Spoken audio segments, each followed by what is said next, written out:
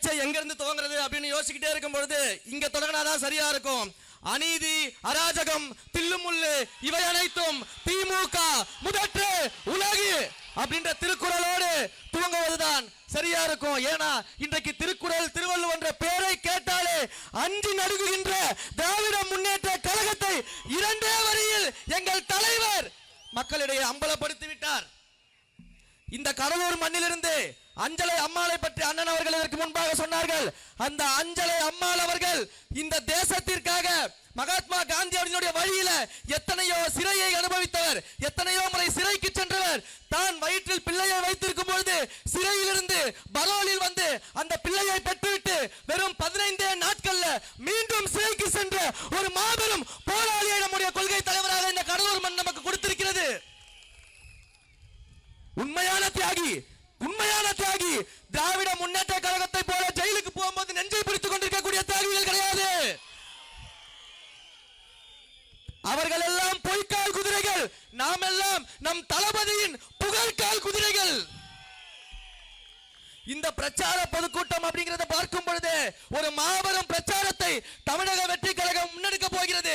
தமிழக வெற்றி கழகம் அந்த பிரச்சாரத்தை முன்னெடுக்கிறது என்றால் மக்களே அந்த பிரச்சாரத்தை முன்னெடுக்கிறார்கள் என்று அர்த்தம். ஏன்னா இங்க ஒரு பக்கம் 10 கட்சி கூட்டணி இருக்கலாம், ஒரு பக்கம் 13 கட்சி கூட்டணி இருக்கலாம். நீங்க கூட்டணி வச்சிருக்கக்கூடிய கட்சிகள் அனைத்தும் மக்களிடம் சென்று வாக்கு கேட்கக்கூடிய கட்சிகள். எங்கள் தலைவரோடு கூட்டணியில் இருப்பவர்கள் வாக்கு அளிக்கக்கூடிய பொதுமக்கள், வாக்காளர்கள். அப்படிப்பட்ட மக்கள் பிரச்சாரத்தை எடுக்க போறாங்க. என்ன பிரச்சாரத்தை எடுக்க போறாங்க? இந்த திராவிட முன்னேற்ற கழகத்திற்கு எதிராக ஊழல் என்ற பிரச்சாரத்தை நம்முடைய மக்கள் முன்னெடுக்க போறார்கள். குடும்ப ஆட்சி என்ற பிரச்சாரத்தை முன்னெடுக்க போகிறார்கள். பண்ணையார் ஆட்சி என்ற பிரச்சாரத்தை முன்னெடுக்க போகிறார்கள். மீனவர்கள் இன்றை போராடுகிறார்களே அதை பிரச்சாரமாக முன்வைப்போம். ஆசிரியர்கள் போராடுகிறார்கள், மாற்றுத்திறனாளிகள் போராடுகிறார்கள், மாணவர்கள் போராடுகிறார்கள், சத்துணவு ஊழியர்கள் போராடுகிறார்கள், இன்றைக்கு செவிலியர்கள் போராடி கொண்டிருக்கிறார்கள், மக்கள் தெருவில் போராடி கொண்டிருக்கிறார்கள். விடியல் ஆட்சி, விடியல் ஆட்சி என்று சொல்லிவிட்டு மக்களை மடிய வைக்கும் ஒரு மடியல் ஆட்சி நடத்தி கொண்டிருக்கக்கூடிய திராவிட முன்னேற்ற கழகத்திற்கு எதிராக ஒட்டுமொத்த மக்களும் பிரச்சாரத்தை முன்னெடுக்க போகிறார்கள். அந்த பிரச்சாரத்தின் மாபெரும் ஆயுதம் தான் நம்முடைய சின்னம் விசில்.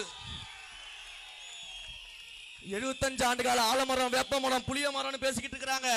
ஆனா வெறும் 5 ரூபாய் விசில பார்த்தாலே 5 நடுங்கிட்டு இருக்காங்க. எங்கேயுமே விசில் சத்தம் கேட்க கூடாதா, எங்கேயுமே விசில் சத்தம் கேட்க கூடாது என்று அஞ்சுகிறார்கள்.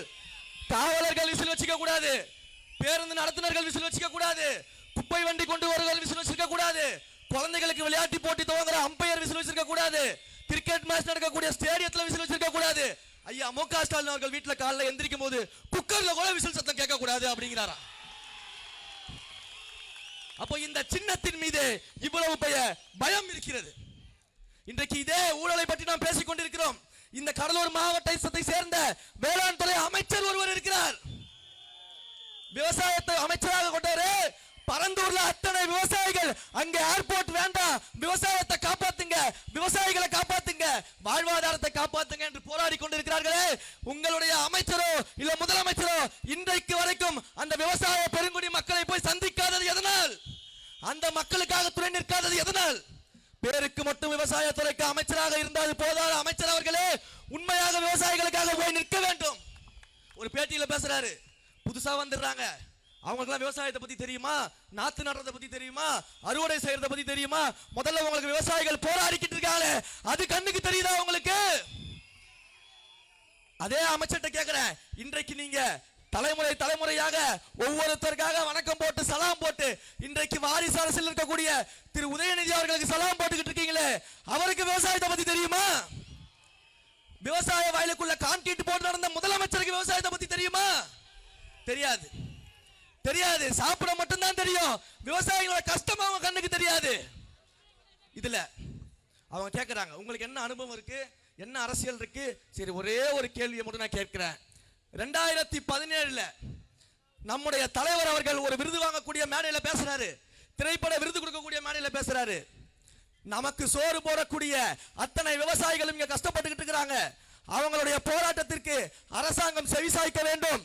இன்றைக்கு நாடு வல்லரசாவதை விட விவசாயிகள் வாழக்கூடிய நல்லரசாக மாற வேண்டும் என்று தலைவர் பேசுறார். இன்னைக்கு ஒரு நடிகராக இருக்கும் பொழுது அதே 2017 உங்களுடைய மன்னராட்சி வாரிசு இளவரசர் உதயநிதி அவர்கள் என்ன பண்ணிக்கிட்டு இருந்தாரு?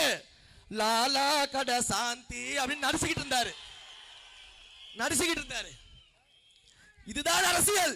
எங்கள் தலைவர் நடிகராக இருக்கும் பொழுது மக்களோடு நின்றால், அரசியல் தலைவராக வந்த பிறகும் மக்களோடு நிற்கிறார். இன்னும் 100 ஆண்டு காலம் சென்றாலும் அவர் மக்களோடு தான் நிற்பார். அதில் எந்த விதமான மாற்று கருத்தும் கிடையாது.